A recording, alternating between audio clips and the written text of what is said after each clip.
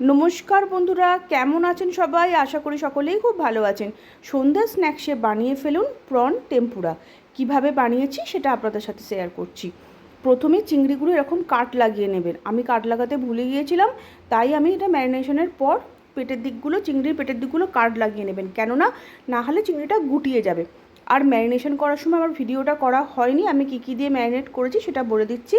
1 চামচ মতো আদা রসুন বাটা দিয়েছি, গোলমরিচ গুঁড়ো দিয়েছি, নুন দিয়েছি আর কাশ্মীরি লঙ্কা দিয়েছি। মাখিয়ে আমি আধ ঘন্টা মতো ফ্রিজে রেখেছিলাম, বেশিক্ষণ রাখতে হবে না। তারপর এটা হচ্ছে কর্নফ্লাওয়ার ছিল।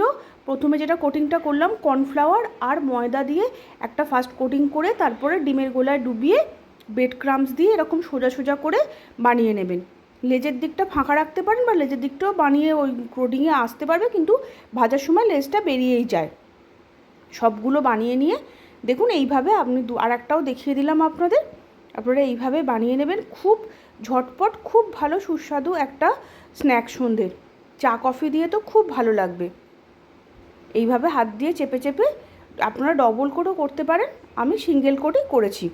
সিঙ্গেল কোটেই বেশি ভালো লাগে, ডবল কোটের প্রয়োজন হবে না। দেখুন এই রকম ঠিক দেখতে হবে। তারপর সাদা তেলে ভালো করে ভেজে শসা পেঁয়াজ আর সস দিয়ে সার্ভ করে দিন। খুব সুন্দর, খুব ভালো খেতে হয়েছিল। আপনারাও বানিয়ে আমাকে জানাবেন কীরকম হয়েছিল। আমার ভিডিওটি ভালো লাগলে লাইক, শেয়ার এবং কমেন্ট করে দেবেন।